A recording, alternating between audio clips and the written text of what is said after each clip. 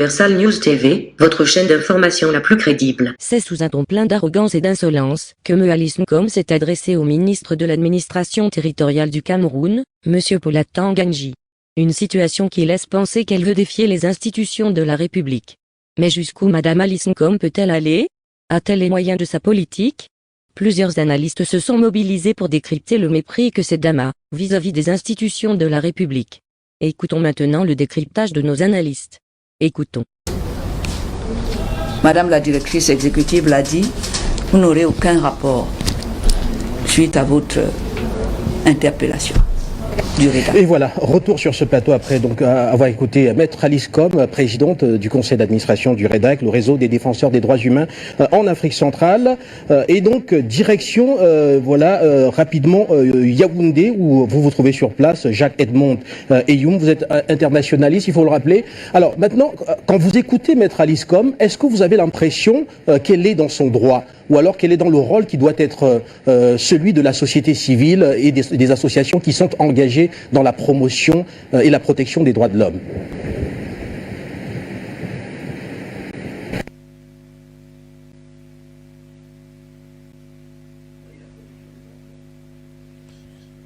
Bonsoir, Monsieur Guy Fondop. Merci de m'avoir invité une fois de plus sur le plateau d'Afrique Média. Je dis bonsoir à tous les co-panélistes un peu partout, que ce soit ceux qui sont en multiplex ou ceux qui sont au niveau de N'Djamena. Bonsoir, j'espère que... Merci de nous retrouver. Je vais peut-être reprendre la question en espérant que vous êtes déjà bien connecté avec nous. Alors, quand vous écoutez Maître Alice Nkom, est-ce que vous estimez à un moment donné qu'elle est dans son rôle, vous qui êtes internationaliste, qu'elle est dans son rôle en tant que membre de la société civile engagée dans la protection des droits de l'homme?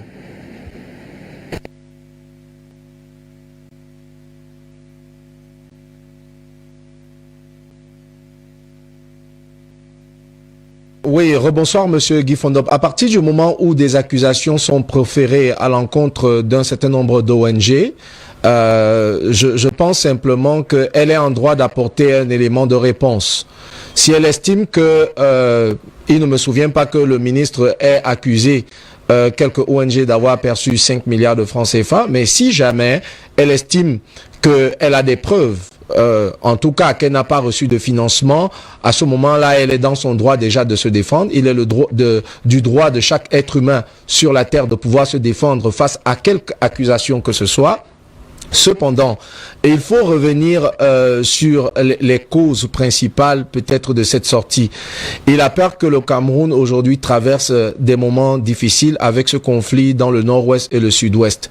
Et au sortir d'un rapport vraiment au vitriol qui a été fait par Human Rights Watch, on observe que depuis un certain temps, un certain nombre d'ONG, je pense qu'au niveau de la thématique choisie ce soir, on aurait pu même l'étaler à comprendre la guerre ouverte entre le gouvernement et les ONG et même certains médias, parce qu'au cours de la sortie de Monsieur le ministre, il vous souviendra que certains médias ont été mentionnés également. Et donc, un certain nombre d'acteurs sociaux au Cameroun se mettent à jouer un rôle qui est des plus opaques aujourd'hui. Moi, je voudrais convoquer ici 3 faisceaux d'indices qui ont été énoncés par Charles Condomine dans son livre intitulé « Les ONG et la relation entre les ONG et les pouvoirs publics ». Il faut simplement se dire que les 3 faisceaux se tiennent entre eux. D'abord, il y a un premier rapport spécifique par rapport à l'argent.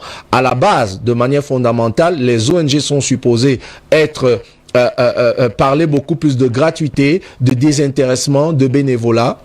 Mais il a peur que de plus en plus, une ONG, dans les faits, dans la réalité, ne saurait fonctionner sans avoir des financements.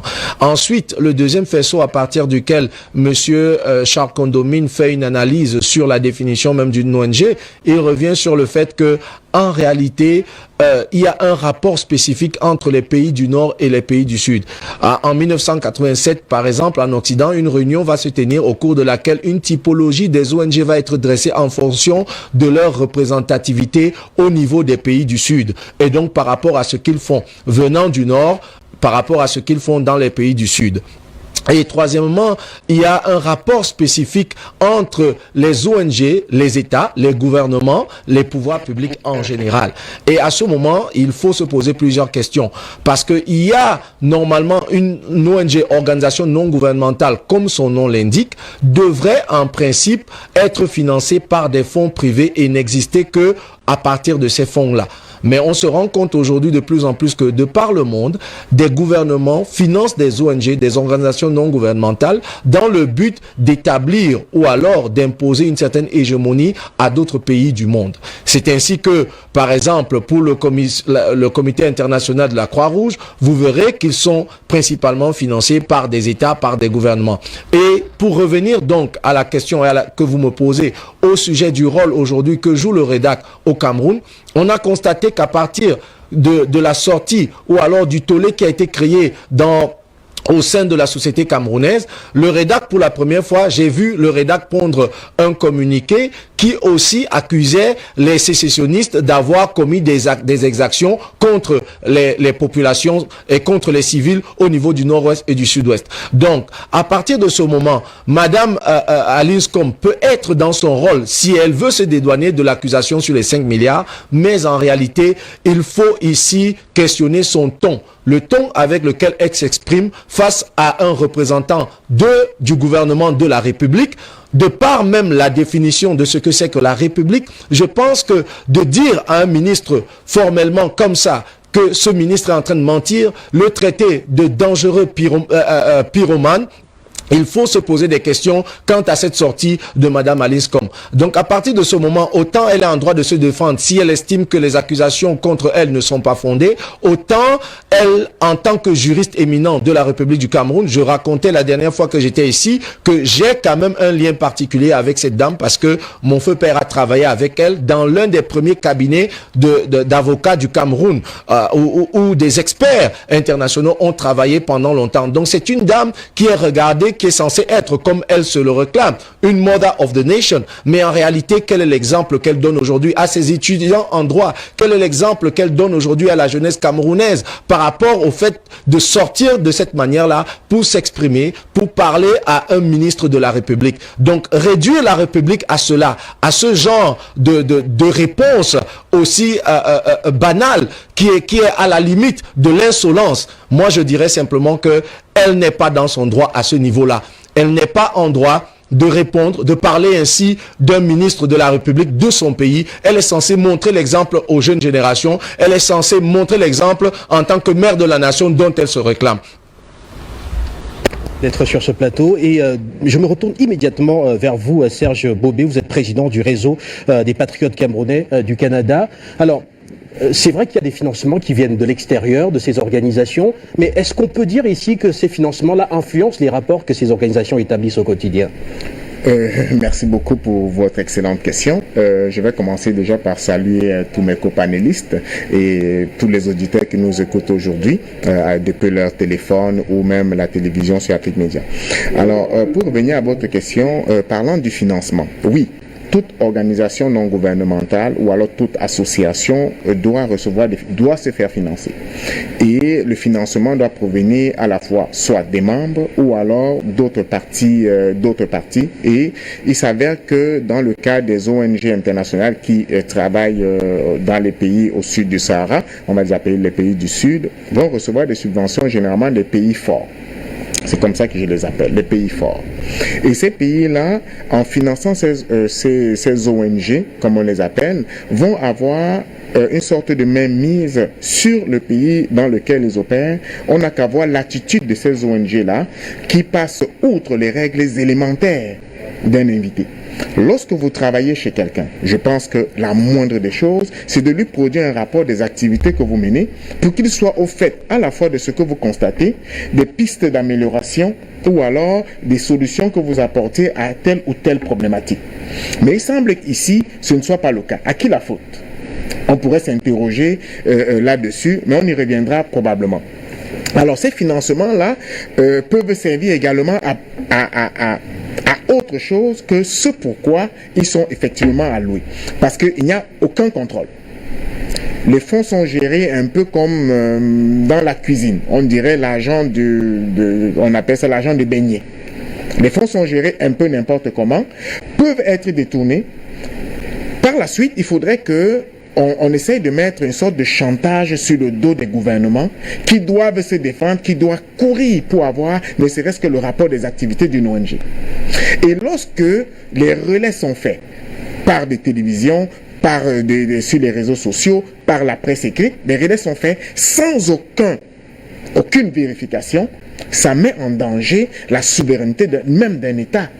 Lorsqu'on met au même pied d'égalité, et c'est l'impression que Maître Alice Combes m'a donné, elle met au même pied d'égalité une armée républicaine avec une bande de terroristes. Elle considère les morts de l'armée, du moins c'est ma compréhension, avec les morts, avec les pertes en vies humaines des terroristes qui ont pris des armes, qui ont mutilé, qui ont violé, qui ont terrorisé, qui ont écartelé des Camerounais innocents, elle les met au même pied d'égalité.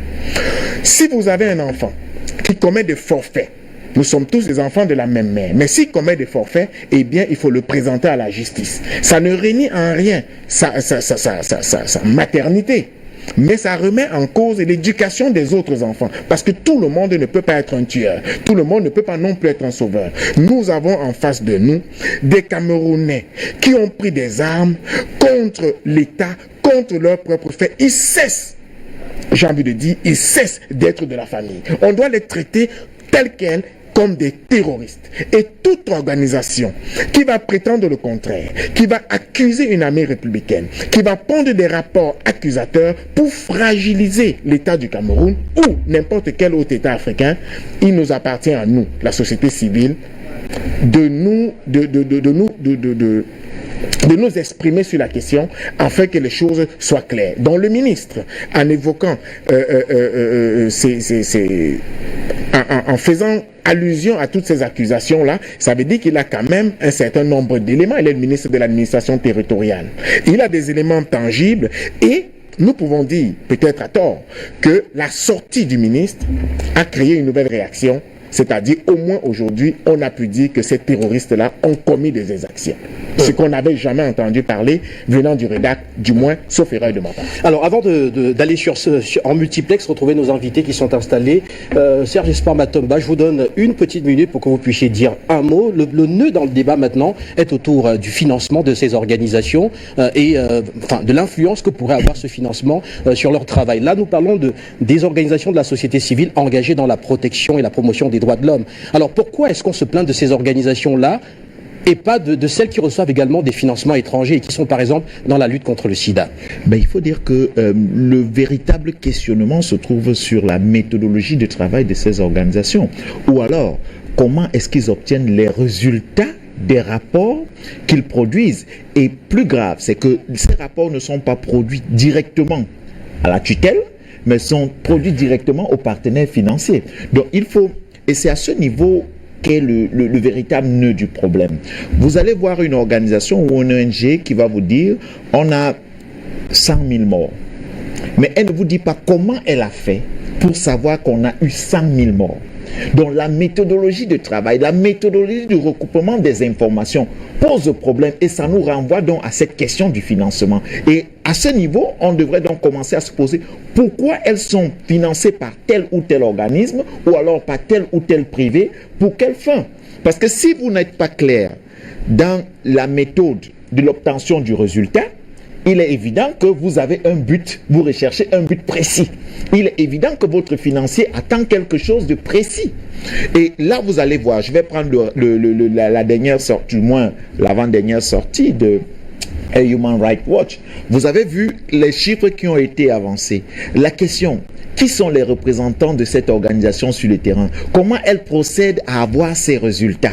Est-ce qu'elle a été sur le terrain ou alors ses représentants ont été sur le terrain? Est-ce que parmi ceux qui ont été questionnés, il y a des hommes de l'armée, il y a des civils qui ne sont pas, entre parenthèses, qualifiés ici de sécessionnistes ou alors des terroristes, comment est-ce qu'elle a pu avoir les résultats? Et j'étais surpris, d'ailleurs, peut-être pour rejoindre la position de mon homonyme, que après la sortie du ministre de l'administration territoriale, on a aussi suivi pour la première fois un rapport de Human Rights Watch qui condamnait et qui demande même aux sécessionnistes de déposer les armes. Donc il faut dire que cette sortie, et puis il ne faut pas le perdre de vue, le ministre de l'administration territoriale, c'est un homme des renseignements.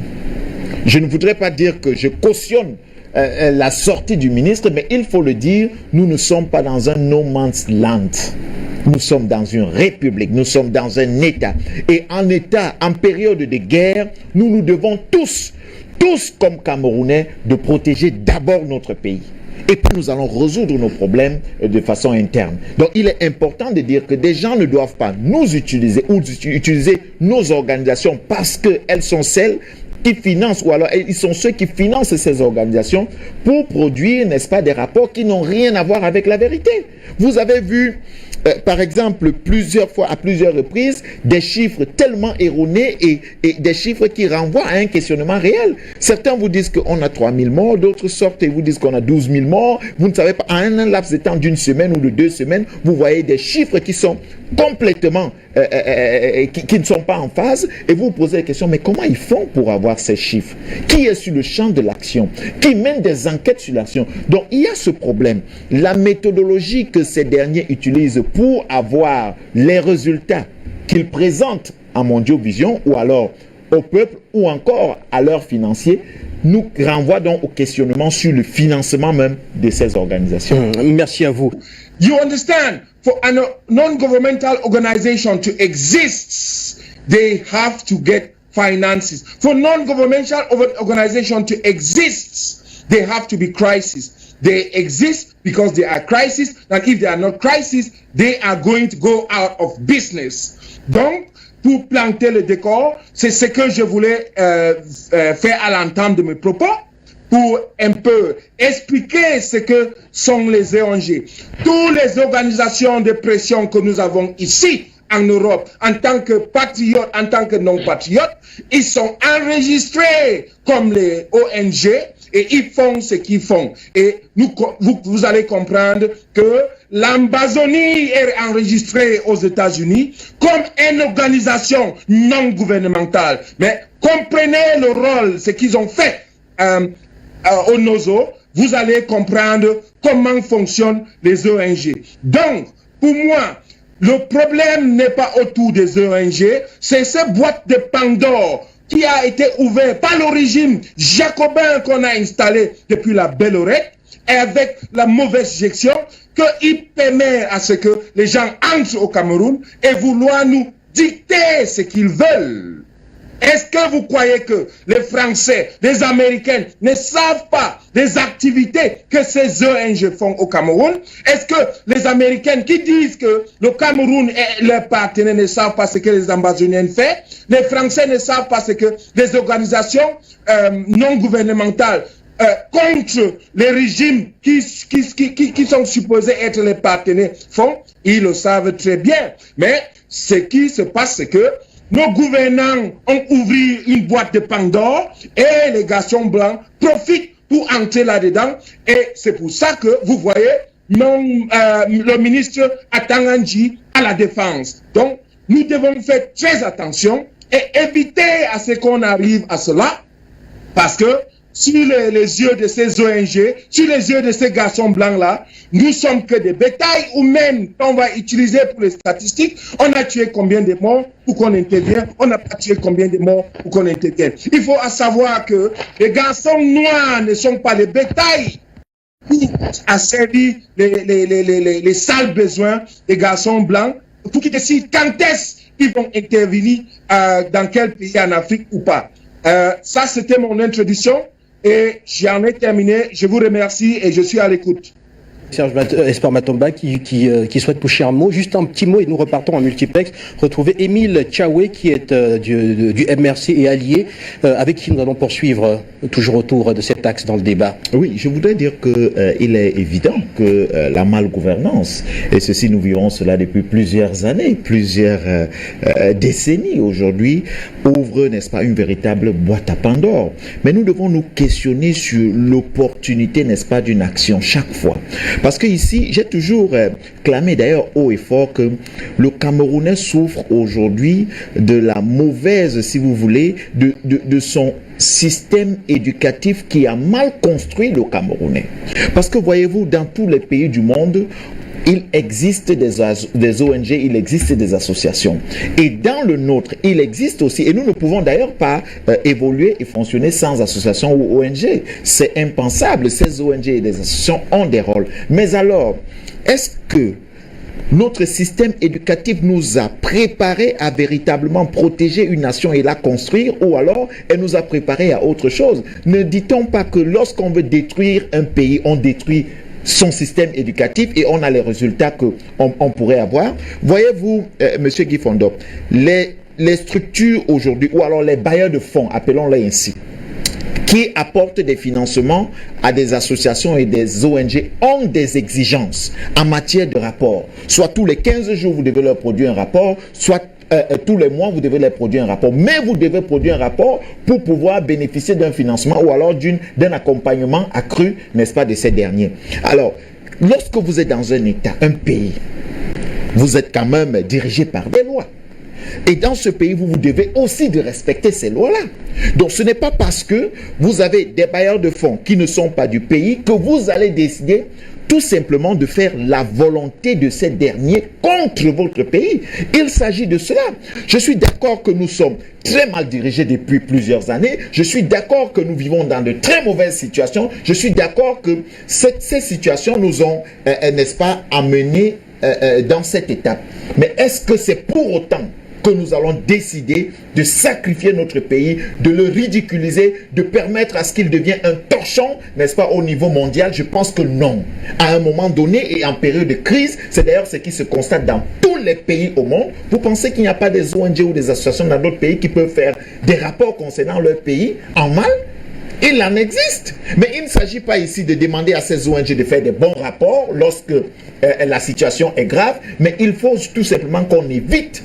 Mais Serge Espoir Matomba, l'on s'interroge. Mais l'on s'interroge, Serge Espoir Matomba, le président Biya, à chaque fois qu'il y a eu des contestations fortes venant de la société civile concernant l'armée camerounaise. On a vu des enquêtes internes, on a vu le président camerounais sévir dans la lutte contre Boko Haram quand il y avait eu des cas d'exactions présumées qui avaient été révélés. Certains même dans la chaîne de commandement, on avait vu des personnes sanctionnées, etc.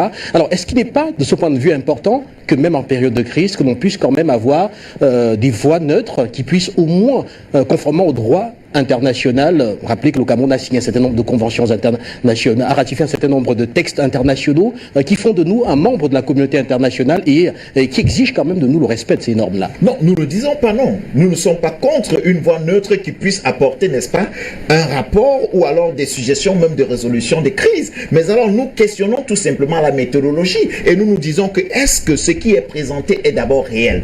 Et puis d'ailleurs, je ne vais pas vous rejoindre dans votre position. Plusieurs rapports ou alors plusieurs enquêtes ont été prescrites par la présidente de la République. On ne sait pas où sont passés les résultats. Donc, c'est tout cela qui entraîne, n'est-ce pas, une liberté dans ce qui peut se constater aujourd'hui. Mais ce que nous disons, c'est que ce qui se passait, vous avez vu la crise que nous avons vécue dans le nord-ouest, je veux dire, dans l'extrême nord, avec Boko Haram, c'est tout le Cameroun qui s'est uni. Les associations, les ONG, tout ce que vous pouvez imaginer, et même les médias se sont unis. Mais ce qui se passe dans le nord-ouest et le sud-ouest, les intérêts sont divergents, des positions d'intérêt personnel et des groupuscules sont là, et vous voyez qu'il y a une véritable scission, ou alors une division même dans l'opinion publique concernant cette crise-là, et on est là face à quelque chose qui devient un problème, mais on a en face de nous une véritable crise qui touche à l'intégrité de la nation, qui touche à l'intégrité du Cameroun. Et nous sommes donc appelés d'abord en tant que Camerounais à résoudre, n'est-ce pas, de façon interne ce problème et de dire Il s'agit du Cameroun. Défendons-le d'abord et après nous allons résoudre notre cuisine interne. Voilà, merci à vous sur ce plateau.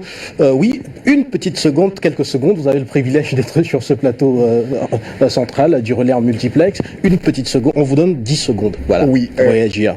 En fait, j'aurais aimé poser une question à M. Tchaoui, mais je pense que ce n'est pas nécessaire. Le problème que nous avons au Cameroun, c'est que certains hommes politiques ou certains partis politiques ont la fâcheuse habitude de pouvoir surfer sur le malheur des autres. Monsieur Tchaoui ne comprend pas que nous sommes ici pour résoudre ou pour parler d'une situation qui met le Cameroun en danger. Et façon qu'a certains partis politiques de mener la propagande au lieu de mettre des idées, au lieu de débattre de certains sujets, commence à exaspérer le peuple camerounais. On ne peut pas partir d'une situation aussi simple que des ONG qui agissent d'une manière que tout le monde peut voir, qui est irrégulière, illégitime. C'est là qu'il y a légitimité. Lorsque vous avez une association qui agit, ou alors vous avez des invités qui agissent chez vous, je l'ai dit tantôt, qui agissent chez vous et qui font ce qu'ils veulent chez vous sans vous en rendre compte. Est-ce que vous avez des caméras de surveillance? Vous vous dites, alors moi je dis, vous devez dire à M. Tchaoui, c'est pas le moment de faire de la propagande et on devrait arrêter ce genre de politique politicienne. Merci. Et d'agir une fois pour le Cameroun. Merci. Accusé de réception, c'est terminé. Terminé. S'il veut qu'il vienne fermer le rédac, qu'il nous amène en prison, parce qu'il a dit qu'il a l'autorité, on attend. Il faut que vous le sachiez. Et nous vous prenons à témoin, si jamais un cheveu, que ce soit du staff du rédac, que ce soit des membres du rédac, des ONG membres du rédac, si un cheveu d'un membre du rédac tombe, si ça sera de la responsabilité de M. Atangandji, par ricochet de la responsabilité du gouvernement du Cameroun. Merci.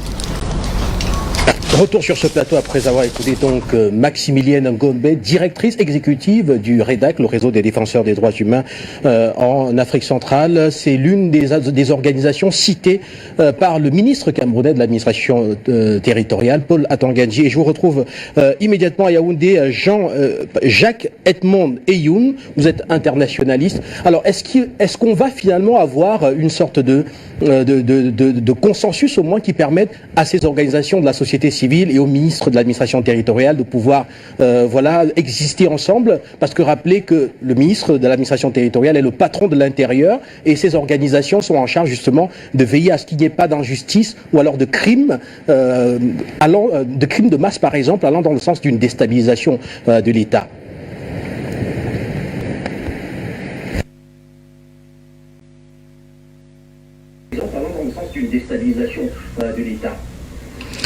Oui, Monsieur Fondom, permettez-moi déjà de faire une petite remarque. Vous êtes très brillant dans la manière dont vous tenez ce programme et je souhaite vraiment... Il y a des moments où certains panélistes qui interviennent dans d'autres parties du monde, je sais que c'est pas facile pour vous à partir de ce multiplex-là, de me prendre ou de voir toujours que chaque fois je peux avoir une petite relance à apporter.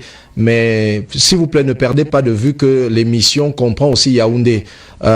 Donc, il faudrait de temps en temps penser peut-être à nous permettre aussi de relancer parce que qu'il y ait au moins un minimum d'équilibre en termes de temps de parole entre tous les intervenants. Sinon, après, derrière. Donc, je vous remercie. Je sais que c'est pas facile le travail que vous faites. Je voudrais simplement dire que le discours de Madame Maximilienne Ngombe que je viens d'écouter est absolument surréaliste. Il est surréaliste. C'est le moins que l'on puisse dire en termes de qualificatif pour ce type d'intervention. C'est surréaliste et il y a d'autres républiques dans le monde où à peine elle aurait terminé son discours que elle aurait été interpellée effectivement pour pouvoir rendre compte d'un certain nombre de choses. On ne peut pas comprendre qu'on se retrouve dans une république et qu'on se permette tout ce que l'on veut. J'ai trop de choses à dire. On pourrait s'étaler dessus toute une soirée sans pour autant que ces personnes trouvent véritablement des raisons de justifier leur posture actuelle, ces personnes du REDAC. Vous voilà dans un pays où pour fonctionner, vous avez besoin de l'autorisation des autorités de ce pays-là. Et voilà un membre du gouvernement de ce pays-là, ce gouvernement qui vous a autorisé à fonctionner dans son pays et vous voilà en train de déclarer haut et fort que vous n'allez jamais remettre un rapport. parce que peut-être la sortie du ministre n'a pas été de votre goût. Et derrière, c'est elle qui dit qu'elle n'est pas émotive, qu'elle ne fait pas dans l'émotion, dans sa sortie. Pourtant, c'est tout ce qu'elle fait. Hein, tout ce qu'elle fait dans son intervention, c'est de l'émotion, purement de l'émotion. De déclarer ça, c'est maladroit. Elle ne peut avoir raison dans aucun tribunal au monde. De dire que tu vas t'opposer, tu vas faire un bras de fer avec le gouvernement qui te donne l'autorisation. Il suffit que ce gouvernement t'enlève l'agrément ou bien le décret ou bien le numéro de récépissé par lequel tu fonctionnes dans ce pays-là et tu fonctionnes plus. Le REDAC apporte quoi aux Camerounais? Le REDAC met combien en termes de nourriture dans le plat de chaque Camerounais chaque jour? Non, il faut arrêter. C'est de la fumisterie tout simplement et on n'a pas le temps pour ça. On est ici pour parler des problèmes que nous avons. Le REDAC ne s'est pas offusqué, ne s'est pas indigné lorsque Madame Ayafor Florence a été écartelée. On a questionné à plusieurs reprises, on a attendu les réactions de cet organisme-là. Il n'est pas arrivé. Je voudrais dire, et je vais un peu prendre les deux interventions en même temps pendant que je vais intervenir. Madame Alinscom demande qu'on apporte des preuves de financement. Qui était en Allemagne en train de faire un discours parlant des financements qui seraient disponibles et pour pouvoir renforcer une organisation terroriste qu'on appelle la brigade anti-Sardina qui sévit partout en Europe aujourd'hui contre les autorités camerounaises et contre les Camerounais même, parce que interdisant même à la culture camerounaise de s'exprimer tranquillement à l'étranger. Qui était là-bas? N'était-ce pas la Madame Alinscom? Mais il faut arrêter à un moment donné. Donc, je voudrais simplement dire que Madame Alice Ngombe parle de ne pas rendre compte à une république, à un gouvernement qui lui a donné l'autorisation de fonctionner. Donc, lorsque j'ai dit ça, je vais me permettre de répondre parce que j'avais des réactions par rapport aux interventions de vos différents panélistes, notamment Monsieur Tchawé, Monsieur Kwanguin et les autres qui sont intervenus tout à l'heure. Monsieur Tchawé parle d'un gouvernement illégitime. Je vous en prie, Monsieur Tchawé. Apparemment, vous êtes un leader. Je me réjouis de ce que vous parlez de MRC et alliés. Et nous connaissons vos alliés. Hein. Vos alliés, c'est la brigade anti-Sardina, votre bras armé, qui brûle le drapeau camerounais pour lequel vous parlez. Moi, je vous disqualifie de parler du Cameroun ici. Parce que l'un de vos alliés, la brigade anti-Sardina, a brûlé le drapeau de mon pays. Et vous êtes indigne de parler de ce pays-là. Après que vos alliés aient brûlé le drapeau de ce pays, vous êtes indigne d'en parler. Ensuite, vous parlez de vos...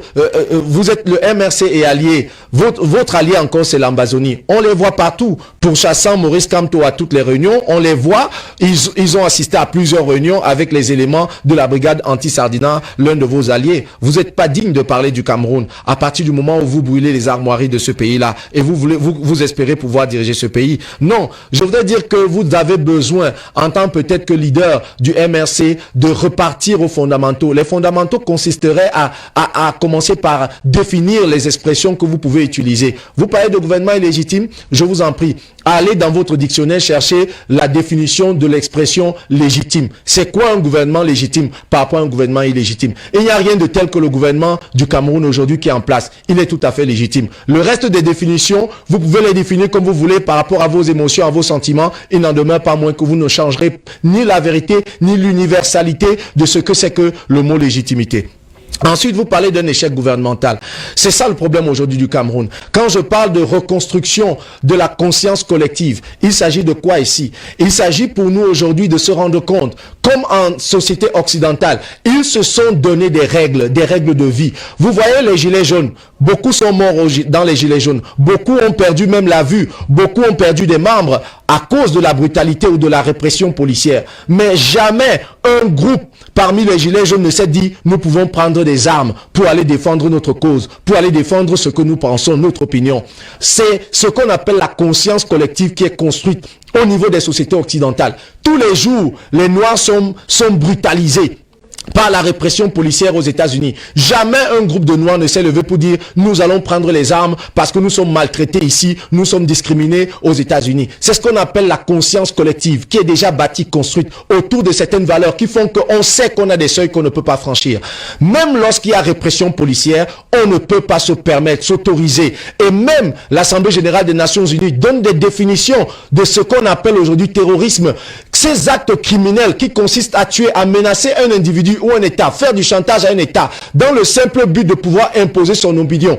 Il est dit par l'Assemblée générale des Nations unies que de tels actes sont injustifiables peu importe les circonstances dans lesquelles ces actes-là sont commis. Donc on ne saurait justifier ici le fait que parce qu'il y a eu répression policière, les enfants au nord-ouest et au sud-ouest avaient le droit de prendre les armes. Parce qu'il y a eu un échec, parce qu'il y a eu une malgouvernance, ils avaient le droit de prendre les armes pour aller tuer leurs propres frères aujourd'hui. Et qui meurent là-bas au nord-ouest et au sud-ouest? Ce sont nos enfants, nos frères. Ce sont des personnes qui vivent là-bas tous les jours. C'est des gens qui tuent leur père, qui tuent leur mère, qui tuent leurs cousins, qui tuent leurs frères, leurs sœurs, tous les jours là-bas. Et vous voulez ici venir justifier cela parce que vous parlez de malgouvernance. Non, cela ne vaut pas la peine. Je voudrais vous poser une question, Monsieur Tchaoué.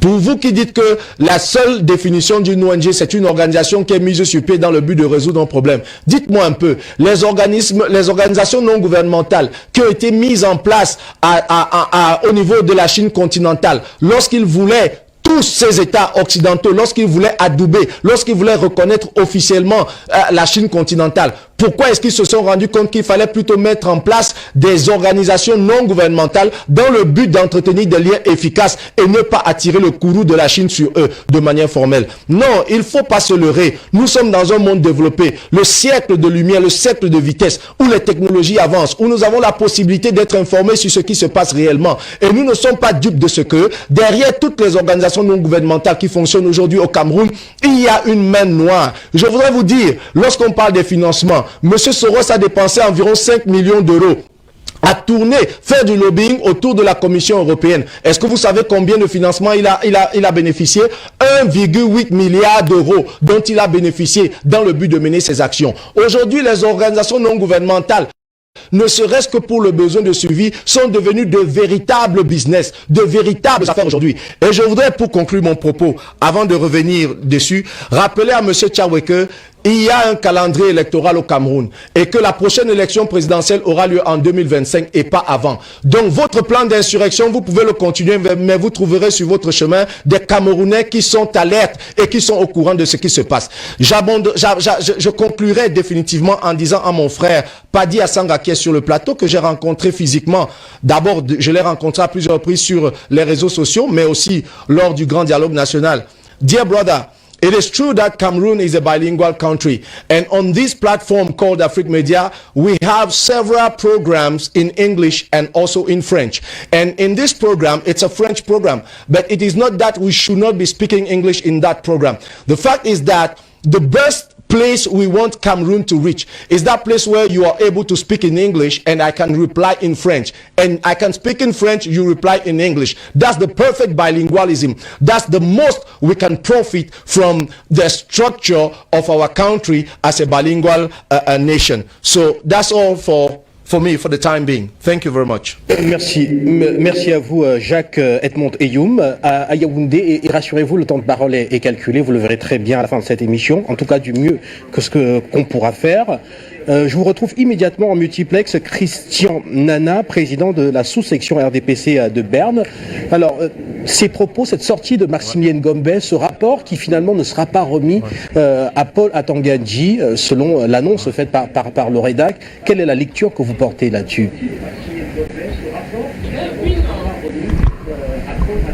Lecture, je peux d'abord répondre à l'invitation de mon cher aîné. Pour une fois, le RDP6 est moins jeune qu'un MR6. Je croyais que le RDP n'était fondé que de vieillards, mais je vois qu'il y a des vieillards ailleurs. Sans tout amicalement, je veux bien vieillir. Tout à fait. Je crois que la chaîne Afrique Média doit faire très attention sur le type de message qui est véhiculé dans les différents débats. La semaine passée, on avait un monsieur qui nous disait qu'il était MR6 et allié, pas direct, sympathisant du MRC. Ce monsieur est celui qui s'était attaqué à la DSP à l'hôtel intercontinental à Genève. Et nous savons parfaitement qu'affronter la DSP n'est rien d'autre qu'un coup d'État ou bien tentative de coup d'État. Parce que le militaire qui compose la DSP n'est rien. C'est l'institution qui est derrière qui est visée. Aujourd'hui, nous avons un monsieur qui vient, qui se présente promoteur d'ONG, un nouveau job, c'est-à-dire une semaine juste après, qui vient, qui déballe un programme d'insurrection concrète. bien concret. Son programme de sélection est concret.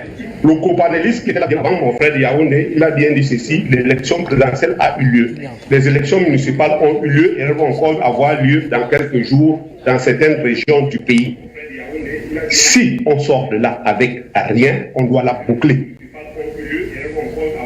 On doit la boucler. Dans des pays comme le Nigeria, 0 député, 0 conseillers municipaux, vous fermez boutique. Revenant sur les ONG, il est clair que celui qui reçoit une accréditation du ministre de l'administration territoriale a un devoir de rapport. Celui qui ne peut pas le fournir doit fermer boutique. Il doit être clair aujourd'hui que le non-respect des lois n'est pas une politique. Nous devons respecter les lois de la République dans laquelle nous vivons. Vous vivez peut-être en France, vous faites la promotion des ONG, ça dit ça c'est la première fois de ma vie. Même ici en Suisse, où on ouvre 100 ONG par jour, je n'ai jamais entendu qu'il y a des promoteurs d'ONG. Il vient, il nous débat un programme politique, il nous fait comprendre que depuis 40 ans, le Cameroun est dans une instabilité totale. Le Camerounais ne mange pas à sa faim. Nous vivons dans un malheur total. Prenez votre mal en patience. 2025, le RDPC va vous chicoter. Ben, vous ne serez même pas présent. Fermez boutique, allez au quartier. Laissez-nous respirer. Nous voulons avancer. Nous avons une émergence en 2035. Nous voulons avancer, mon cher monsieur. Oh. Nous n'avons pas l'intention de céder à vos manipulations où nous voyons un professeur de droit, professeur d'université de droit, se balader sur les médias avec l'arme du crime. C'est quelle formation ça? Il peut donner quelle école à qui? Et on comprend que vous venez à la fin, vous d'élucubration en élucubration. Il y a des moments où il faut stopper certaines choses. Vous avez tout raté, fermez boutique, laissez les Camerounais vivre en paix. Voilà. Et permettez que je puisse donner la parole maintenant à Patrick Assangui, analyste politique, spécialiste de la anglophone. Vous êtes également en multiplex. Alors, définitivement, comment est-ce qu'on pourrait sortir de l'impasse actuelle pour qu'il y ait des rapports beaucoup plus favorables entre le ministère de l'administration territoriale et ces organisations de la société civile? Monsieur Guy Fodop, apparemment, il y a les historiens du Cameroun qui ont connu l'histoire du Cameroun à partir de 2018 parce qu'il y a eu certains champions.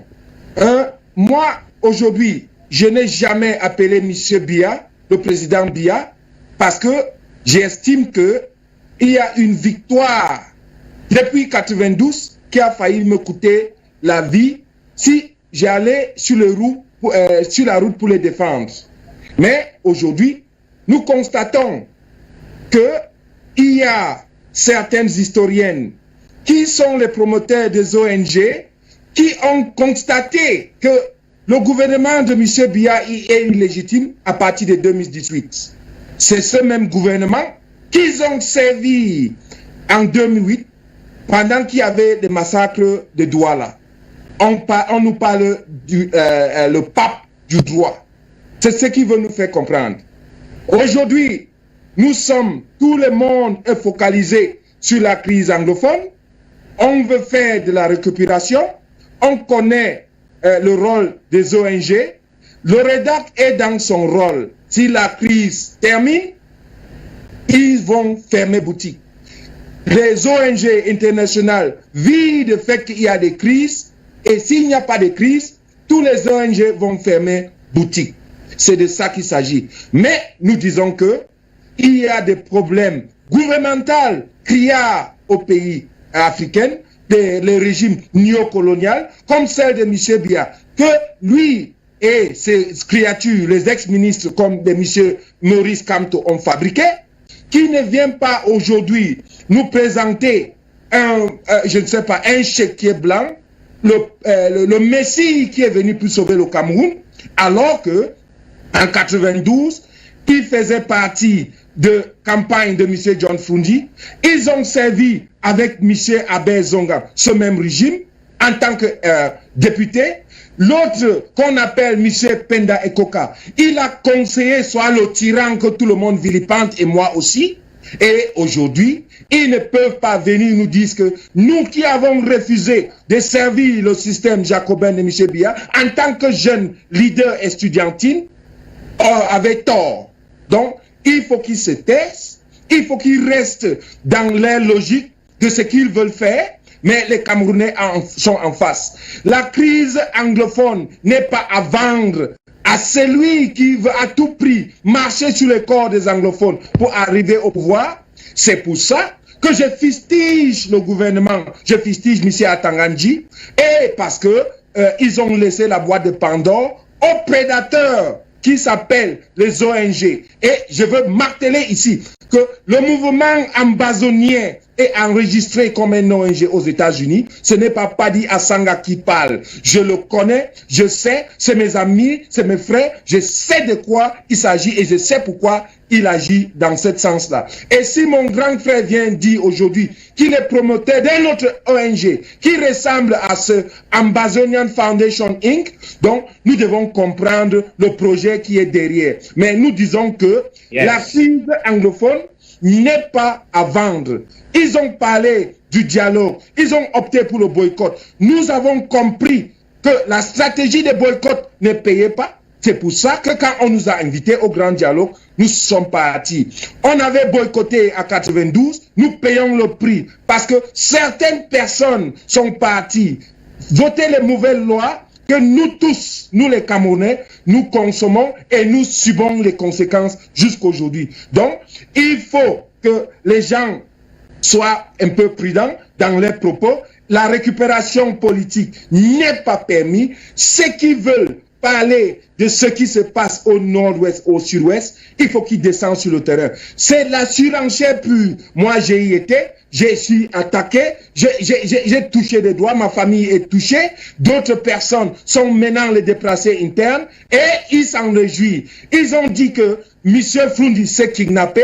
On a vu le film qu'on a tourné à Garoua. Suivez mon regard. Donc, nous venons ici pour dire la vérité et je veux féliciter mon ami et frère Serge Matomba, un vol que je connais dans les réseaux sociaux. On a eu à discuter dans la convivialité, mais c'est ça la politique, c'est ça le débat des idées. Ceux qui sont dans un projet de récupération, de déstabilisation, des insurrections, il faut qu'ils descendent sur le terrain, ramener tous les enfants qui sont dans les grandes écoles en Occident, les mettre sur la rue, que d'envoyer les enfants des autres aller se faire tuer, comme mes frères et amis qui sont ici à la diaspora, en train d'instrumentaliser les Banga Boys. Vous avez vu les photos où les enfants qu'on appelle les combattants ambazoniens sont en train de fumer les chanvres. Est-ce que c'est le Cameroun que nous voulons? Non. Il y a des problèmes entre nous, les Camerounais. On doit se mettre ensemble et laisser les anglophones comme une entité politique de s'asseoir, pleurer les morts, faire le bilan et pour faire avancer la nation camerounaise.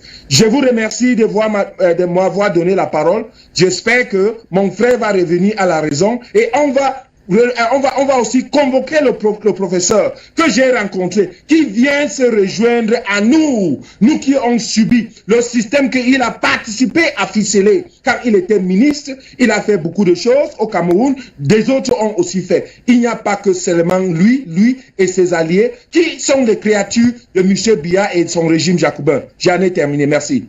Et pour être tout à fait complet avec Serge Bobé, vous êtes, je l'ai dit tout à l'heure, président du réseau des patriotes camerounais du Canada, et nous sommes dans les pistes on n'a pas de solutions. Ici, hein.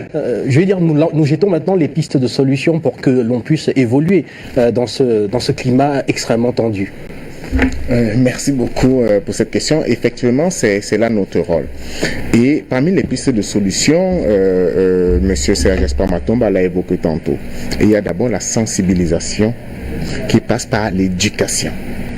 Nous avons affaire au même problème depuis des années qui se répercute sur nos jeunes, dans la classe politique et même dans notre gouvernement. Il faut rééduquer la population camerounaise. Quand je le dis, je m'inclus. Nous avons des mentalités qui sont telles que chacun évolue d'abord pour sa panse et pas pour les autres. Chacun évolue pour son intérêt, redéfinit les mots au gré de son argumentation. Cherche toujours un bouc émissaire tout en étant en dehors. Se met toujours comme spectateur d'une crise et jamais comme acteur. Dans ce processus d'éducation-là, nous devons d'abord être unanimes. Unanime sur une chose, la protection des institutions camerounaises. Nous avons une opposition au Cameroun qui est une opposition responsable et nous en avons malheureusement une opposition irresponsable. Il faut déjà que les autres Camerounais fassent bloc pour combattre, et j'ai envie de dire pour combattre ce genre de partis politiques qui en réalité sont des fouteurs de troupes qui pensent que pendant qu'il y a une crise, ils vont surfer dessus pour accéder au pouvoir par des chancelleries ou alors par des positionner telle une cerise sur le gâteau par des chancelleries étrangères. Les Camerounais aujourd'hui sont éveillés, sont avisés et nous disons non. Nous avons suivi la campagne présidentielle. Nous avons vu justement des jeunes candidats. Nous avons sur ce plateau, j'ai le plaisir d'avoir Serge Espoir Matomba, à qui vous avez vu, j'ai tenu à lui serrer la main. C'est l'exemple même d'une opposition qui contribue, qui critique et qui tente d'améliorer les actions du gouvernement. Et non pas celle-là qui non seulement critique, fabrique, affabule et condamne, qui mènent des complicités avec leurs bras armés, et moi j'ai envie de dire, et je n'ai aucune peine à le dire, entre la BAS et le MRC et une frange de ces terroristes, nous n'avons aucun doute à créer un lien. Parce que, permettez-moi de le dire, lorsque le président Maurice Kamto se retrouve dans sa tournée mondiale où il est le président, quels sont ceux qui organisent ces soirées? Quels sont ceux qui en font la promotion? C'est la BAS. Quels sont ceux qui font la campagne pour lui? C'est la BAS. Quels sont ceux qui attribuent toutes les dérives qui se passent au nord-ouest et au sud-ouest lorsque les innocents, les civils sont assassinés par des groupes armés sécessionnistes? Qu'est-ce qu'on accuse? L'armée camerounaise. Quels sont ceux qui mènent cette campagne? Les mêmes éléments. Alors, quand on voit ce genre d'accointances, moi j'ai envie de dire, lorsque la politique a dépassé certaines personnes ou certaines organisations, ils peuvent aussi bien se retirer. Il y a un adage qu'un de mes amis, Dabo, que je salue ici, dit souvent, lorsque vous grimpez sur un cocotier, si en mi-chemin vos pieds tremblent, c'est le temps de descendre. Descendez, ne montez pas. Aujourd'hui, nous savons, nous vous avons vu. Si vous montez, vous déringolez de très haut. Et les propos que je disais tantôt de cette ONG ne visent pas à apporter la paix. Au contraire, les propos que nous avons entendus aujourd'hui démontrent une sorte d'arrogance, une sorte de mépris, une sorte de défiance envers l'autorité. Je ne suis donc pas surpris que les propos du ministre Atangandi, qui est d'ailleurs dans son droit, dans son plein droit, de réclamer un rapport aux associations qui sont sous sa tutelle et d'avoir un tel refus par des membres de cette même association, je ne dirais pas bien sûr son secrétaire général, qui elle-même fait des réunions avec des partis de l'opposition. On comprend donc qu'en réalité, il s'agit d'un genre de club d'amis qui sont mis ensemble et qui attendent de se partager un gâteau, le Cameroun, mais ça ne va pas être sans nous. Quand je dis ce n'est pas pour partager le gâteau, mais c'est pour le donner aux véritables ayants droit qui seront désignés par le peuple camerounais. Merci à vous, M. Bédé. Serge Espoir Matomba, vous prenez la parole pour nous dire, tout à l'heure, vous étiez dans un ton très conciliateur, très conciliant. Comment est-ce qu'on sort de là, de cette déchirure entre le ministre de l'administration territoriale et ces organisations de la société civile? Il faut d'abord établir la vérité. J'ai suivi des déclarations tellement graves. Vous savez, nous avons ce devoir-là de rétablir la vérité conformément aux faits. Le ministre de l'administration territoriale est la tutelle des associations et des ONG au Cameroun. C'est la loi. C'est pas nous qui la créons, donc il faudrait que les Camerounais puissent le savoir. Deuxièmement, il faut revenir sur ce que j'ai dit tout à l'heure, c'est ce qu'on va appeler une véritable éducation et un suivi. Vous savez, ce n'est pas parce qu'on se crée, on a une association, une ONG ou un parti politique qu'on est, n'est-ce pas, on se permet de tout faire dans une nation. Même les partis politiques. Je suis président, si vous voulez, je suis le premier secrétaire d'une formation politique, le PUS. Nous devons d'être de temps en temps, parce que vous savez que la loi qui encadre le financement des partis politiques est stricte. Elle dit exactement d'où peuvent provenir des fonds qui, n'est-ce pas, alimentent le fonctionnement d'un parti politique. Mais je vais vous prendre un exemple. Jamais au Cameroun, alors au grand jamais, on a subi un contrôle de l'administration territoriale qui est la tutelle des partis politiques pour comprendre d'où vient le financement de X ou Y. En quoi sert cet argent? Parce qu'il est important de le dire. Vous allez observer que dans d'autres pays, vous avez vu d'ailleurs, même pour des simples campagnes, des partis politiques présenter le bilan des entrées et des sorties. Et on a dit, ici, vous avez eu plus d'argent et bien d'autres choses. Donc, au Cameroun aussi, c'est quelque chose qui doit se faire. Mais au grand jamais, on a vécu, n'est-ce pas, un contrôle, ou même de l'argent que nous recevons, ou alors l'argent du financement public, qui doit être contrôlé par l'État encore. On vous donne de l'argent pour utiliser, et si vous utilisez cet argent pour d'autres fins, on doit pouvoir vous questionner là-dessus. Donc, il est important de dire que... Il y a une interrogation. C'était une parenthèse pour dire que on doit rééduquer. Il doit avoir de temps en temps, n'est-ce pas, je vais peut-être utiliser les propos d'un des copanélistes pour dire que oui, des séminaires d'échange entre l'administration et les organisations et même les partis politiques. Il devrait avoir, n'est-ce pas, des échanges entre le pouvoir et l'opposition de temps en temps sur des questions, n'est-ce pas, liées au fonctionnement de la nation. Parce qu'il s'agit d'un pays dans lequel tout le monde devrait s'y retrouver comme étant un membre qui participe au développement.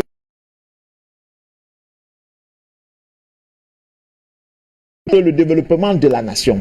Tout au contraire, ils sont pour le développement, pour la construction de la nation. Pareil pour ceux qui, entre parenthèses, sont au gouvernement. Donc il est important de dire que chacun doit pouvoir penser que chaque Camerounais est avant tout un constructeur de la nation et non un ennemi de la nation. Vu sous cet angle-là, il est clair que ça va nous permettre une ouverture de dialogue, une ouverture, n'est-ce pas, de prise même de position vis-à-vis de la nation, et le patriotisme qu'il doit pouvoir se réinculquer, ou alors les Camerounais devront pouvoir s'approprier de ce qu'on appelle le véritable patriotisme. J'ai souvent du mal à croire et à dire même que, voyez-vous, au Cameroun, pour 100 000 francs, un Camerounais est capable de détruire son pays. Pour 1 million, il est capable de détruire son pays. Pour une promesse X ou Y, il est capable de détruire son pays. Monsieur Fondom, prenez le milliard de francs, allez le remettre à un Européen ou à un Américain, dites-lui de détruire son pays. Vous verrez, vous entendrez la réponse qu'il vous donnera. Donc, il est aujourd'hui important et plus urgent encore que nous puissions repenser notre système éducatif, redéfinir le profil du Camerounais que nous voulons pour un nouveau Cameroun et conformément à une véritable vision. Mais, comme je le dis, en période de crise, nous devons faire bloc. Nous devons défendre la nation, nous devons soutenir notre nation. Merci à vous. Patrick Kouangué, on commencera par vous tout à l'heure. Le temps de prendre les téléspectateurs me signale la réalisation de l'émission qui nous informe que c'est l'instant maintenant consacré aux téléspectateurs. Ça durera 10 minutes uniquement et nous reviendrons bien sûr dans le débat avec vous en multiplex bien sûr. Et cette fois-là, on sera dans le deuxième sujet qui nous intéresse ce soir, à savoir cette réunion du Conseil de sécurité des Nations Unies qui s'est déroulée le 11 de ce mois de mars, une réunion où un soutien total a été annoncé aux États du continent africain qui luttent contre les mouvements terroristes et contre l'extrémisme violent. Aujourd'hui, le Conseil de sécurité, les membres du Conseil de sécurité qui ont d'ailleurs demandé à la communauté internationale d'appuyer ces États-là pour leur permettre de mieux aborder la menace et qui ont d'ailleurs qualifié la menace terroriste comme étant un facteur majeur qui pourrait aboutir à la déstabilisation, voire à la disparition de certains de ces États du continent africain. Nous avons un téléspectateur de France. Bonsoir et bienvenue. Bonsoir. Bonsoir également à tous ceux qui sont sur le duplex. Et un bonsoir particulier à celui de Yaoundé, parce que j'ai beaucoup apprécié ses propos. Je voulais être très bref, Monsieur Gifondok, pour ne pas prendre le temps aux autres auditeurs. Lorsque j'ai écouté le paléniste qui a parlé, le monsieur d'un certain âge, selon ce qu'il a dit lui-même dans ses propres propos, j'ai retenu beaucoup de contradictions dans tout son verbiage, pour la simple raison que on ne peut pas parler de A et puis revenir sur B, et puis ensuite revenir sur A. Pourquoi je dis ça? Parce que non seulement il n'a aucun respect pour le président de la République qui a été légitimement élu par le peuple camerounais, et en même temps, voulant le dénigrer en Audiovision, il se reprend en disant « Monsieur le Président de la République ». Je me demande bien si c'est un Camerounais, gros point d'interrogation. Deuxième chose, je vais reprendre également les propos de l'un des panélistes qui a parlé en parlant de Monsieur Assanga. J'ai beaucoup apprécié ses propos parce qu'il a dit une vérité qui est très claire. Aujourd'hui, les ONG, lorsque moi j'ai écouté Madame Gombe et l'autre du RESAC, j'ai compris tout simplement que ce sont des gens qui pensent être des diplomates au Cameroun, qui se doivent de dire ce qu'ils pensent du Cameroun, mais tout en vivant au Cameroun et étant des Camerounais.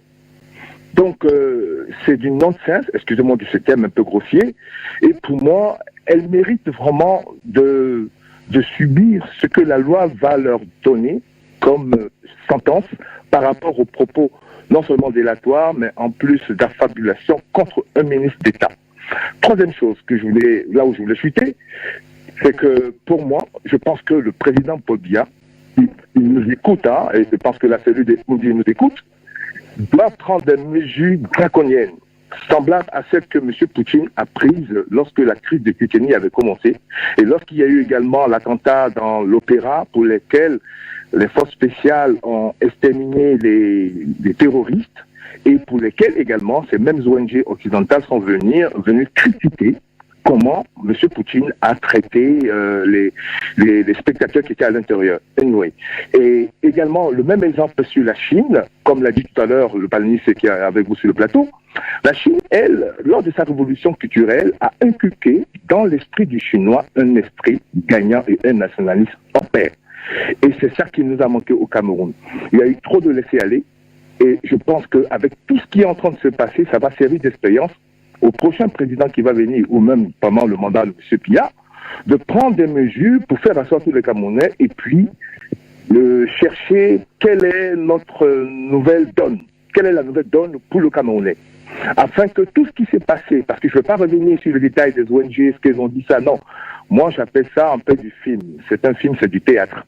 Mais moi, je parle du gouvernement, parce que je suis Camerounais, et je voudrais que vraiment qu'on arrête de nous indexer comme étant un pays moribond. Il faut que le gouvernement prenne une résolution, mais il faut qu'il y ait des lois strictes par rapport à chaque ONG ou par rapport à chaque action qui sera menée sur le pays. Voilà où je voulais chuter M. Gifondok. Merci encore d'avoir donné l'antenne. Merci. Merci à vous pour votre contribution au Standard. Paul Bekima, vous êtes au Canada. Bonsoir et bienvenue. Alors, de votre point de vue, comment est-ce qu'on sort de l'impasse actuelle ? Bonsoir, M. Gifondok. Bonsoir à tous les plateaux. Et le débat est assez intéressant parce que les gens expriment leurs pensées. Cela étant dit, lorsque j'ai écouté ces personnes du REDAC et l'intervention de certaines personnes, je ne peux pas m'empêcher de penser que l'esclavage a duré 400 ans pour une raison, que la colonisation a duré 100 ans pour une raison et que nous sommes dans la néocolonisation depuis 60 ans. Pourquoi? Parce que les Noirs ne comprennent pas les lieux de leurs intérêts. Ils sont amnésiques de plusieurs facteurs. Ils ne savent pas que ceux qui financent aujourd'hui sont les petits-fils ou les descendants de ceux qui ont entretenu l'esclavage pendant 400 ans. Qui sont les petits-fils de ceux qui ont entretenu la colonisation pendant 100 ans. Et qui sont les fils de ceux qui nous maintiennent dans la néocolonie depuis 60 ans. Et ils sont en fait les dépositaires. C'est dans la continuation. Je ne sais pas pourquoi, dans cette nouvelle génération d'Africains, il y a encore ceux qui, dans nos néocolonies, se mettent en complicité avec les Noirs. C'est-à-dire les Juifs ont appelé cela les renégats. C'est cela que j'appelle des nègres renégats. Cela étant dit, quel pays espère-t-il gouverner plus tard? La Libye, le Soudan, l'Irak ou l'Afghanistan? En ce qui concerne les financiers de ces mouvements, quelqu'un dit qu'ils ont un agenda, ils ont évidemment un agenda. Et cet agenda n'est pas trop caché. Quand on parle de la Libye et de l'Afghanistan, par exemple, on crée une 5e colonne. C'est ça qui est en train d'être créé au Cameroun. Et on recrute à l'étranger. Ils ont recruté pour les Afghans dans ce qu'on appelait le Sad Al-Kifa à New York. Et ça, c'est financé par la CIA. Pour ce qui est de la Libye, ils ont recruté à Manchester des brigades formées par le MI5 et le MI6. Par le MI5, le service de renseignement qui s'occupe à l'intérieur, le MI6 à l'extérieur. C'est là où ils ont recruté des gens comme les Salman Abedi. Ils en ont parlé parce que ce gars a tué 20 personnes dans un concert à Londres. Abdel Karim Belhadj. Ils ont créé la télé Al-Naba avec lui. Parlons un peu même de la coordinatrice en Afrique centrale, cette Italienne-là qui s'appelle Ilaria Alikrosi. Mais les gens ne savent pas qu'elle a travaillé pour Oxfam. Oxfam est une ONG britannique qui a eu des problèmes à Haïti à cause du trafic d'organes et d'enfants. Elle vient aujourd'hui et parle, et vous la prenez de façon autoritaire, mais cela, vraiment, c'est des scandales. Et je conseille beaucoup les gens de vraiment s'informer sur la nature même du prédateur en disant c'est un livre assez intéressant. L'un d'eux, c'est en anglais, The Terror Factory, Inside the FBI Manufacture of War and Terror, by Trevor Aronson. Il y a un autre, The Management of Savagery, ça veut dire en français, la gestion de la sauvagerie, by Max Blumenthal. Mais cela étant dit, j'aime bien la qualité du débat et bonne soirée, monsieur Guy Fondop. Bonne journée. Solution standard. Et nous poursuivons avec Margot. Ce sera l'avant-dernier intervenant avant de revenir sur le plateau et entamer le deuxième sujet. Margot, bonsoir, bienvenue. Oui, bonsoir à vous, monsieur Guy Fondop. Bonsoir à tous les téléspectateurs d'Afrique. Bonsoir à tous vos panélistes. Bonsoir, bienvenue. Oui, bonsoir à vous, monsieur Guy Fondop. Bonsoir à tous les téléspectateurs d'Afrique Média. Particulièrement, bonsoir spécial à tous vos panélistes et particulièrement au premier secrétaire, monsieur Matomba, et à monsieur Eyoum du côté de Yaoundé. Monsieur Guy Fondop, il y a quand même des ONG au Cameroun qui font dans le social et qui ne sont pas financés et qui ne sont pas financés, qui ne participent pas à la désinformation ou alors à mettre le Cameroun sans dessus-dessous. Vous voyez, il y a une ONG au Cameroun qu'on appelle SODEI. Je crois que monsieur Pati Assanga en connaît parce qu'elle est basée ici à Limbé et qui s'occupe uniquement dans l'éducation des jeunes. Ils ont des séances, il y a des séances de travaux avec des enfants 2 fois par mois où des rapports sont qui remontent justement à l'éducation de base. Donc je pense qu'il y a quand même des ONG au Cameroun qui ne font pas dans ce qu'Amnesty International et leur bras séculier essayent d'apporter. Mais je pense que Madame Maximilienne Gombe, c'était juste, comme a dit Monsieur Youm, de l'émotion. Parce que j'ai essayé de suivre certaines chaînes de télévision et il en ressort qu'il y a eu beaucoup de modération. On a parlé un peu du bien des activités sur le territoire camerounais, sur certaines chaînes de télévision qui ont eu l'habitude de toujours noircir le Cameroun. Mais depuis quelques jours, je vois il y a du changement, M. Guy Fondop. Mais je pense aussi que M. Atanga, le ministre de l'administration territoriale, n'a pas pour autant ridiculisé le Cameroun que c'est un parti politique que nous connaissons et qui se prévaut du parti qui va révolutionner ou bien qui va apporter du salut au Cameroun. Non, n'essayez pas d'embominer tout le monde. Tout le monde ne va pas vous suivre dans votre direction. Nous avons aussi des convictions et nous croyons à la République du Cameroun et surtout à ces institutions-là qui l'incarnent, surtout au président de la République. Donc, merci à vous, monsieur Youm, du côté de Yaoundé, et nous vous disons vraiment bravo pour votre intelligence. Bonne continuation à vous, monsieur Guy Fondop. Merci à vous. Nous avons Philippe qui est à Bertois, c'est à l'est Cameroun. Ce sera le dernier appelant. Bonsoir.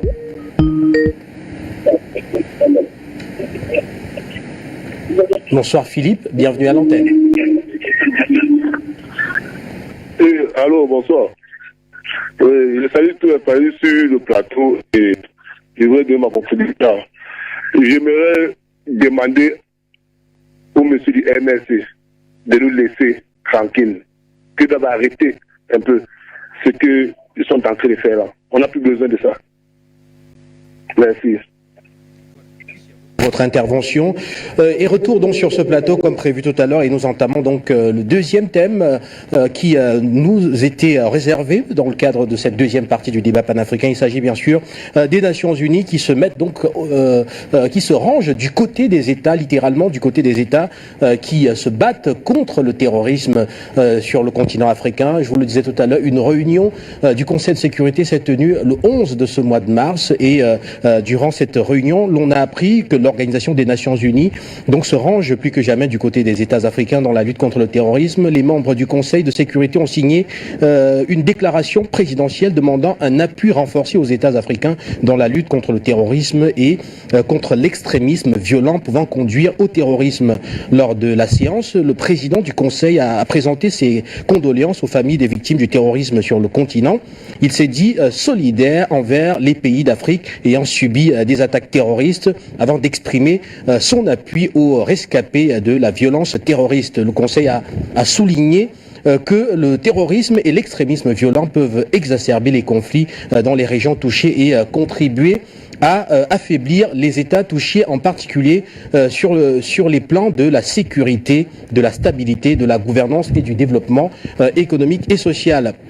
Le Conseil a ainsi réaffirmé son attachement à la souveraineté, à l'intégrité territoriale et à l'indépendance politique de tous les États conformément à la Charte des Nations Unies et a souligné que c'est aux États membres qu'il incombe au premier chef la lutte contre les actes de terrorisme et l'extrémisme violent. Voilà. On va rapidement commencer par vous là-bas. Jacques Edmond Eyoum, vous êtes à Yaoundé, installé également en multiplex, vous êtes internationaliste. Alors avec cette actualité, il y a eu une question tout au long de la semaine. Est-ce que les sécessionnistes des régions du nord-ouest et du sud-ouest du Cameroun sont concernés par cette sortie du Conseil de sécurité? Rappelez qu'il y a quand même toujours eu comme une sorte d'oreille tendue de ces mouvements vers le Conseil de sécurité, dans le sens d'une ingérence humanitaire dans la région qui aurait très certainement conduit à mieux renforcer, mieux lotir leur position. Alors, si on prend la définition du terrorisme au Cameroun, on voit effectivement que ces mouvements peuvent être concernés. Et voilà, le terrorisme qui est défini comme étant tout acte qui est commis dans le sens de faire peur ou bien de générer de la panique. Et ici, on voit donc ces meurtres-là, ces personnes qui ont été écartelées et dont les corps ont été exposés dans le sens, effectivement, de faire comprendre aux autres qu'il y a une terreur qui est ambiante. Alors, je résume la question. Est-ce que les sécessionnistes anglophones sont concernés par cette sortie du Conseil de sécurité?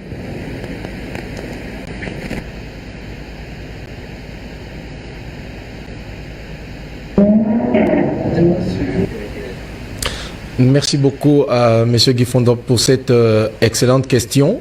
Je vais également me permettre de clore mon intervention de tout à l'heure parce que à plusieurs reprises, les nombreux téléspectateurs et internautes qui suivent Afrique Média nous demandent souvent de nous constituer aussi force de proposition, d'apporter des éléments de solution par rapport aux difficultés que le Cameroun connaît aujourd'hui.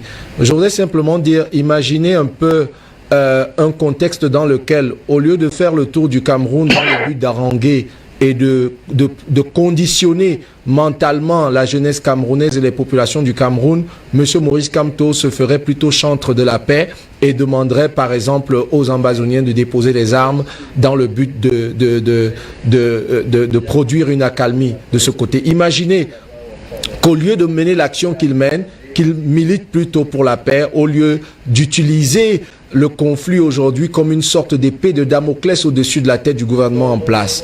Je pense que cela pourrait permettre de produire quelques résultats. Je voudrais dire ici que, pour conclure par rapport au chapitre des ONG, je pense qu'il ne saurait exister une guerre entre une autorité qui autorise une institution ou une association à fonctionner sur son territoire et cette entité-là. Il ne saurait exister une guerre parce que le rapport de force est totalement acquis à l'avantage de l'autorité en place du gouvernement. Par contre, il faut peut-être rappeler aux ONG que on ne saurait parler de droits de l'homme dans un état de nature. On ne peut pas dire qu'il existe des droits de l'homme sans un état de droit.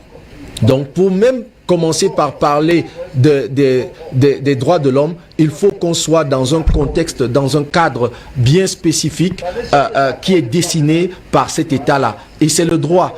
Si aujourd'hui nous avons la possibilité de sortir chacun pour sa part de son domicile et d'arriver dans un studio de télévision et d'être sûr au moins de retourner après, c'est parce qu'il existe justement cet État qui régule un certain nombre de choses. Un inconnu, une tierce personne n'est pas libre de m'agresser n'importe comment dans la rue. C'est parce qu'il existe cet État de droit-là. Donc il est important de le savoir. Il n'existe pas de droit de l'homme dans un état de nature, mais dans un état de droit. Ensuite, pour répondre directement à votre question sur ce qui est aujourd'hui des sécessionnistes du côté du Nord-Ouest sont-ils concernés? Il faut comprendre aujourd'hui et faire un peu la sociologie de ce conflit du côté du Nord-Ouest et du Sud-Ouest. Il faut comprendre, contrairement à ce que les gens disent, qui parlent de malgouvernance, peut-on parler de malgouvernance dans un pays dans lequel, après manifestation, j'ai démontré tout à l'heure que la répression policière existe dans plusieurs parties du monde, même dans les États dits démocratiques, et que cette répression policière ne suffirait pas à justifier que certains citoyens prennent des armes dans le but de défendre leur cause ou leur opinion. Quand j'ai démontré ça, derrière, il faut se dire qu'au tout début du conflit dans le Nord-Ouest-Sud-Ouest, il y a une somme de 50 000 $. Je parle sous le contrôle de mon frère Padia Sanga, qui est de l'autre côté de l'Allemagne. 50 000 $ ont été offerts à des rebelles du Biafra habitués, qui ont fait la formation de ces jeunes dans le Nozo. Vous avez entendu parler de certains idoles qui sont cités comme étant des protecteurs de ces jeunes dans le Nozo, Odeishi, Watanawata, etc., etc. Donc, cette influence, quelqu'un dans le plateau avant-hier parlait de la proximité. Il parlait des maisons qui sont situées sur la frontière entre le Nigeria et le Cameroun. Et que ces influences-là, forcément, ont un impact au niveau de cette crise. Il ne faut pas refuser de tenir compte de ces éléments qui sont importants. Donc, est-ce que les sécessionnistes sont concernés aujourd'hui? Il va de soi que le Conseil de sécurité a parlé et ils étaient dans le cadre d'une réunion sur la sécurité et la paix en Afrique. Et non, la paix en Afrique exclut le Cameroun. Donc, le Cameroun est bien compris. Donc, les régions du Nord-Ouest et du Sud-Ouest sont bien comprises dans ce communiqué, cette déclaration présidentielle du Conseil de sécurité de l'ONU. Je voudrais dire, pour conclure peut-être, qu'en réalité, il faut que M. Kouangeng arrête de nous enfumer. Il n'existe pas, aujourd'hui, ils ne peuvent pas continuer à nous brandir l'épouvantail des prédateurs pour nous dire que ils vont venir, ils vont intervenir, s'ils étaient derrière s'ils finançaient la guerre dans le Nozo aujourd'hui, nous n'en serions plus là, il y a longtemps que nous aurions dépassé un certain nombre d'étapes. Non, ils financent cette guerre. On ne peut pas en dire autrement. Je peux en faire la démonstration. Le simple fait que 2 millions de $ aient été cotisés pour une certaine opération décrite comme MTTB, j'explique, My Trip to Buea. Donc cette opération consistait à acheter des armes, à acquérir des armes et à les donner à ces jeunes dans le Nord-Ouest. Donc le lavage de cerveau a été fait de manière méthodique, un peu comme le MRC est en train de le faire aujourd'hui. Donc le simple fait que les États-Unis aient laissé qu'une ONG, ce que M. Padia Sanga a dit au sujet de l'Ambazonie, elle existe effectivement comme une ONG. J'ai eu à faire un direct sur ma plateforme Facebook avec celui qu'on appelle My Country People, qui est un fervent défenseur aujourd'hui des institutions de la République et qui est contre la guerre parce qu'ayant perdu des membres de sa famille, lui-même ayant été kidnappé une fois par ces gens, ils ont fait des recherches avec Baristan Salai, ils ont remonté toutes les sources de financement de ce qui s'appelle aujourd'hui Ambazonie. Donc on arrête de nous enfumer aujourd'hui, de faire du gangstérisme politique comme je le décris, dans le but de nous distraire. Ces sécessionnistes-là sont plus que jamais concernés par cette déclaration du Conseil de sécurité de l'ONU. Je l'ai dit dans les plateaux précédents, du point de vue du droit international, parce que les mêmes États du Conseil de sécurité avaient déjà dans les années 90 mis en place ce qu'on appelle le droit d'ingérence humanitaire, qui pour des raisons même fallacieuses peuvent dire qu'ils viennent dans un pays dans le but de défendre la vie humaine, et alors ayant mis ça en place, ils ont oublié qu'au préalable, eux-mêmes, ils avaient mis en place un sacro-saint principe de non-intervention pour le respect de la souveraineté des États. Aucun autre État n'a le droit d'aller intervenir dans un État souverain. C'est de ça qu'il est question.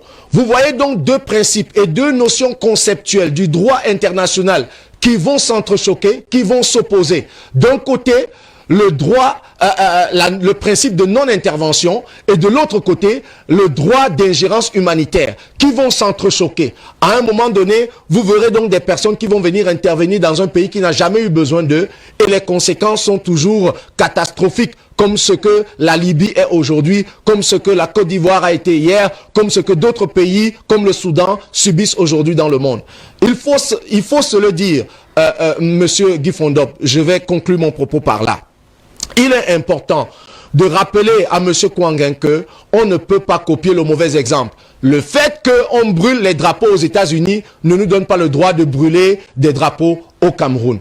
Donc je vais terminer mon propos simplement en disant que le processus de sélection des observateurs par Amnesty International obéit à un canevas qui fait que les observateurs qui avaient été présentés au Cameroun avaient déjà observé des élections dans d'autres pays sous le couvert d'Amnesty International. Il faut se dire qu'aujourd'hui, le cas du Cameroun fait que facilement on peut se retrouver trompé par un tiers, un X, un Y qui peut se donner une identité qu'il n'a pas. Quelle a été la réaction du gouvernement après? Je pense que le gouvernement n'est pas revenu sur cet incident simplement parce que il faut rétablir la vérité chaque fois qu'il y a incompréhension sur un sujet spécifique. Je voudrais dire, pour conclure et chuter définitivement, sans risque de me faire du mal, l'intervention aujourd'hui au Cameroun du Conseil de sécurité des Nations Unies, l'intervention aujourd'hui du Conseil de sécurité permet à l'armée du Cameroun de ne plus procéder par ce que le droit international consacre, c'est-à-dire répliquer chaque fois que les terroristes ont attaqué. Mais ça permet à l'armée du Cameroun effectivement de passer à l'offensive et de faire un véritable ratissage en mettant donc sur le terrain les forces qui sont capables de tenir tête à ces personnes. Mais mieux, pour moi, je préférerais que le Conseil de sécurité puisse assécher les sources de financement qui se trouvent dans divers pays du monde, comme la Suède, la Belgique, qui héberge Marc Barretta, la Suède qui héberge Ayabacho Lucas, qui souhaite à tout prix vendre le pétrole et les ressources minières qui se trouvent du côté du nord-ouest et du sud-ouest, que les États-Unis mettent hors d'état de nuire Eric Tano, mettent hors d'état de nuire Tapang Ivo, Sako Ikome, et puis Chris Anous, qui sont ceux-là qui invectivent et qui en appellent aux exactions et au kidnapping des civils au niveau du nord-ouest, sud-ouest, chaque fois que ce peuple-là se lève. Mais je veux me réjouir d'une chose. Cette guerre, peu importe la manière dont elle est menée au niveau du nord-ouest et du sud-ouest, peu importe les ONG, leur nombre qui viendront contre le Cameroun, cela ne réussira pas. Pour quelle raison? Parce que ce sont nos propres... Voilà, malheureusement, on ne peut pas aller plus loin parce que dans 10 minutes exactement, nous sortons de l'émission. Une chose est sûre, c'est que nul n'est au-dessus de la loi. Si Madame Alice Nkom ne se conforme pas aux exigences de la loi, elle encourt le risque de voir la fermeture de son organisation non gouvernementale au Cameroun. Ici, Christine Muriel, pour Universal News TV. Merci de suivre Universal News TV sur YouTube. Nous vous rassurons que les informations que nous diffusons au quotidien sont suffisamment crédibles. Alors, n'hésitez pas à liker la vidéo si elle vous plaît, et si vous êtes nouveau sur la chaîne. N'oubliez pas de vous abonner et d'activer la cloche de notification pour ne pas rater nos prochaines vidéos.